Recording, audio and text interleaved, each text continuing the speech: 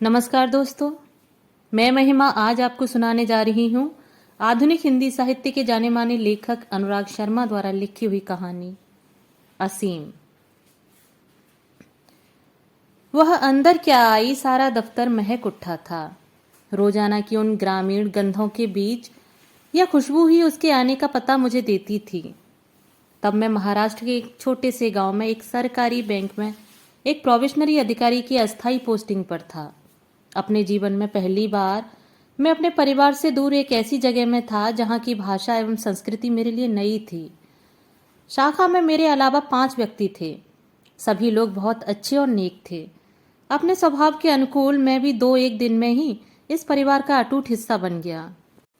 Probationary होने के कारण मैं अपने बैंक की इस शाखा के नियमित स्टाफ में नहीं गिना जाता था। मेरे बैठने के लिए कोई निश्चित जगह भी नहीं थी। आज यहाँ तो कल वहाँ। मुझे बैंकिंग के सभी आयाम सीखने थे और शाखा में मेरे लिए काम की कोई कमी न थी। घाटे, जोशी, योलेकर और पवार मुझसे कहीं वरिष्ठ थे।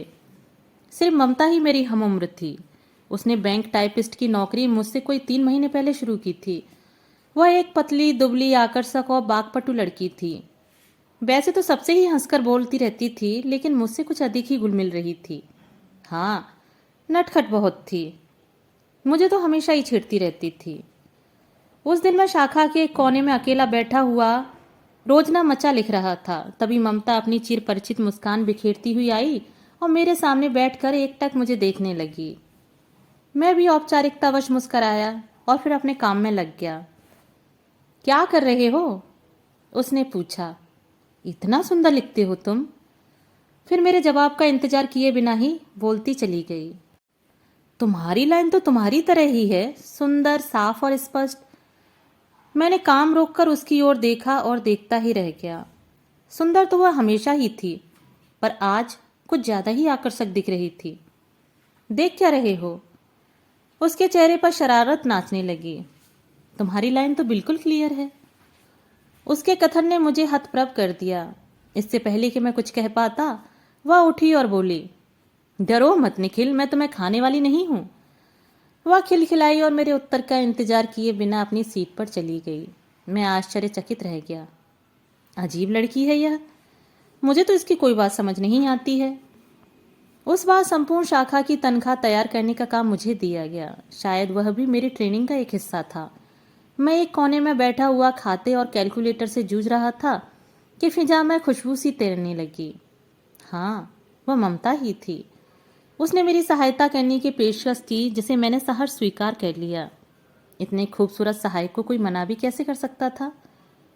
मैं सभी कर्मचारियों के मूल वेतन की गणना करने लगा और वह भत्तों की। बड़ी बड़ी संख्याएं मेरे सामने कागज पर उलझ रही थीं। जोड़ में कोई गलती हो रही थी जिसे मैं पकड़ नहीं पा रहा था। उसने पूछा तो मैंने बताया। वह बोली, तो ढूंढो ना, प्यार से देखोगे तो कुछ भी मिल सकता है। फिर एकटक मुझे देखा, हंसी और धीमे स्वरों में गुनगुनाने लगी, ढूंढो ढूंढो रे साजना। पहली बार मैंने महसूस किया कि वह बहुत सुरीली थी। गाते गाते वह रुकी और मेरी आंखों में आंखें डालकर फिर से गुनगुनाने लगी। इस बार मराठी में शायद कोई कविता थी या कोई ऐसा गीत जो मैंने पहले नहीं सुना था। गीत के बोल कुछ इस तरह से थे, मामूली मछली के पीछे दौड़ रहा क्यों इधर उधर, यह मोती तेरे पास गिरा है दैवी धवल अछूता, क्यों अनदेखी करता उसकी ओ निर्मोही मछुआरे, आगे बढ़कर पाले उसको तब तेरा सार्थक हो जाए, श्रम का पूरा फल तू पाए, यह मोती तेरा हो जाए, यह मोती तेरा हो जाए। मैं सम्मोहित सा उसका गीत सुनता रहा। गीत पूरा होने पर मेरी तंद्रा भंग हुई। कुछ देर प्रयास करने के बाद वेतन की गणना में हो रही गलती भी पकड़ में आ गई। हम फिर से काम में लग गए। जब उसने मेरे पेट्रोल भत्ते के बारे में पूछा तो मैंने कहा, 5 नेट। उसने पूछा। मेरा सम्मोहन शायद अभी भी पूरी तरह से उतरा नहीं था, इसलिए मैं उसकी बात ठीक से समझ नहीं सका। क्या कहा तुमने? मैंने कहा नेट, NET। वह खिलखिलाई।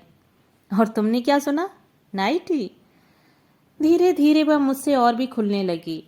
अब वह हर रोज सुबह को काम शुरू करने से पहले 10-15 मिनट मेरे पास आकर बैठ जाती थी और कुछ न कुछ बात करती थी। एक दिन जब वो अपने स्कूल के दिनों के बारे में बता रही थी, बागले शरारत से मुस्कुराता हुआ हमारी ओर आया। इन लड़कियों से दूर ही रहना निखिल, वरना बर्बाद हो जाओगे। बागले फुसफुसाया। निखिल बर्बाद होने वालों में से नहीं है।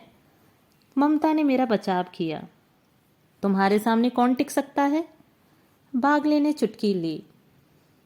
निखिल तो उर्वशी और मेनका के सामने भी डिगने वाला नहीं, इतना तो मैं जान गई हूं। यह कहकर वह खिलखिला उठी। उसका चेहरा लाल आभा से खिल उठा। उसकी बात सच नहीं थी। मैं डिगने वाला भले ही न हूं, मगर आजकल मुझे उसका ख्याल अक्सर आता था। शाखा से चले जाने के बाद भी मानो वह अपना कोई अंश मेरे पास छोड़ जाती थी।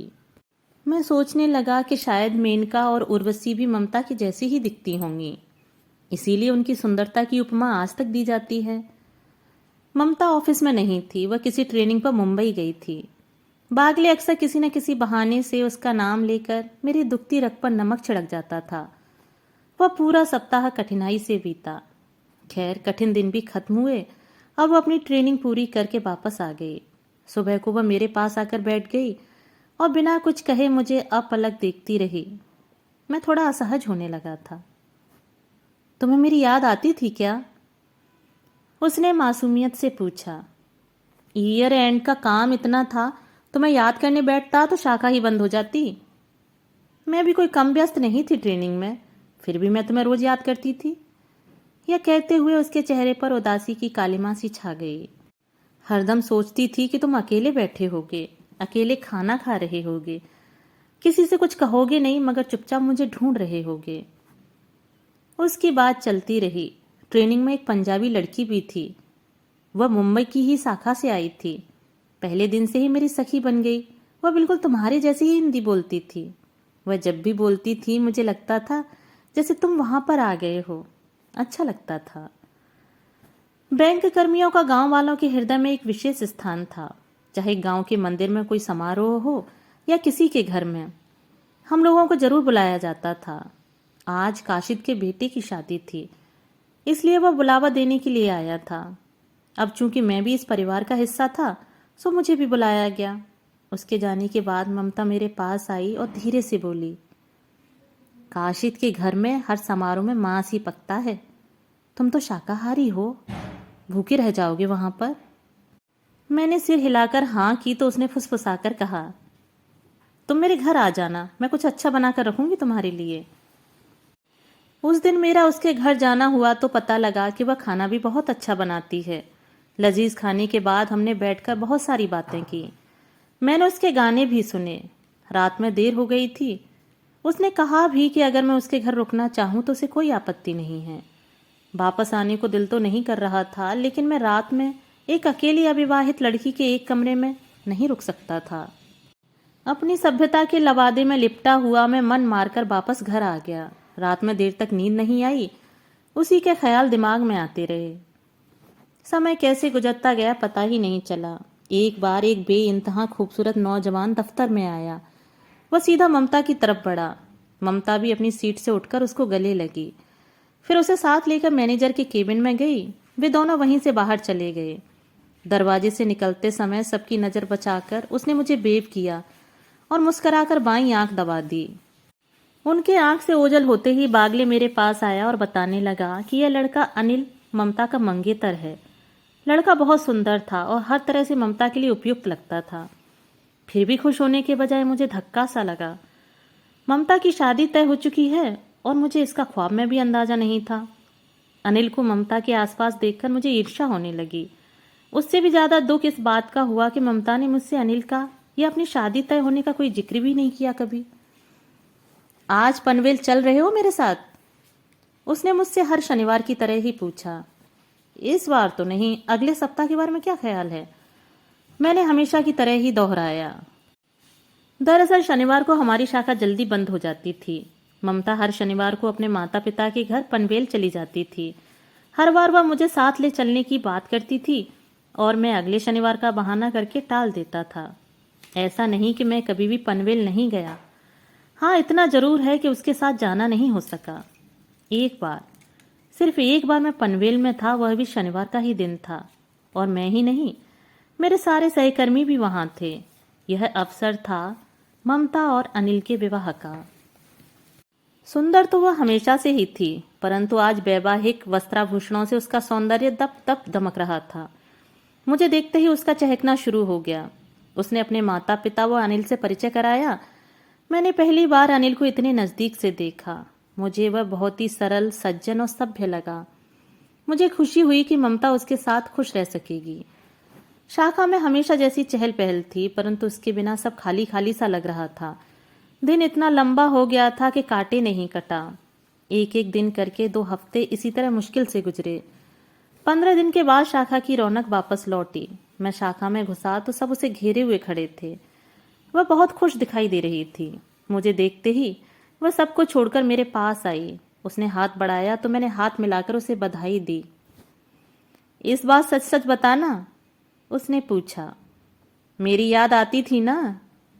हाँ, मैं झूठ नहीं बोल सका। मुझे भी आई थी। मैं तो सारा वक्त तुम्हारे बारे में सोचती थी, उसने बेझिझक कहा।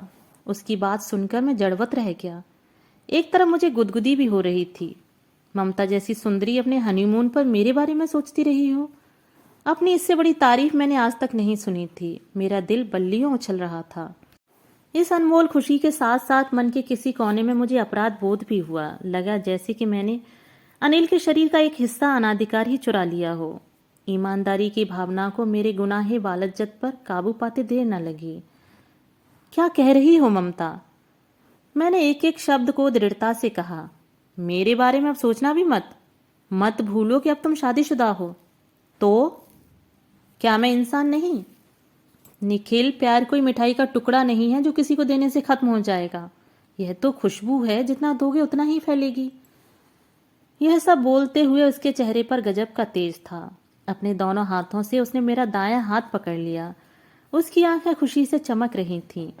एक विवाहिता भारतीय नारी के सारे चिन्हों ने उसकी खूबसूरती को कई गुना बढ़ा दिया था। मेरा चेहरा सुर्ख हो गया था। दिल जोर जोर से धड़कने लगा। मेरे हृदय की हर हलचल से बेखबर वह बोलती जा रही थी। मैं एक बहती नदी हूं और मुझे बहुत दूर तक बहना है, लेकिन अंततः मैं अपने सागर में ही मिलती हूं। अपने सागर में समर्पित होना मेरा भाग्य है। मेरा सागर अनिल है, और तुम एक सुंदर सुगंधित उपवन हो। मैं जब तुम्हारे पास से बहकर चली तो तुम्हें पास से देखने का मन किया। कुछ पल के लिए अपना प्रवाह रोककर मैं तुम्हारे पास बैठ गई। तुम्हें तो पता है कि मैंने अपना कोई भी किनारा तोड़ा नहीं। मैंने तुमसे कुछ नहीं लिया कभी भी, ना ही तुमने मुझसे ऐसा कुछ चुराया जो कि मेरे सागर का था। तुम्हारा यह 2 क्षण का साथ, तुम्हारी यह खुशबू मुझे अच्छी लगी और मैंने उसे अपने हृदय में भर लिया। यकीन रखो, हमने कुछ भी गलत नहीं किया है। मैं मंत्र मुग्ध सुनता जा रहा था और वह बोलती गई। दशकों गुजर गए हैं, मगर मुझे अभी तक याद है कि उसने क्या क्या कहा। जब मैं अपने समुद्र में समा रही थी तो तुम्हारी खुशबू भी मेरे साथ थी। दोस्तों, अभी आप सुन रहे थे अनुराग शर्मा द्वारा लिखी हुई कहानी असीम। दोस्तों, कहानी आपको कैसी लगी? मुझे कमेंट बॉक्स में अपने विचार जरूर साझा कीजिएगा। धन्यवाद।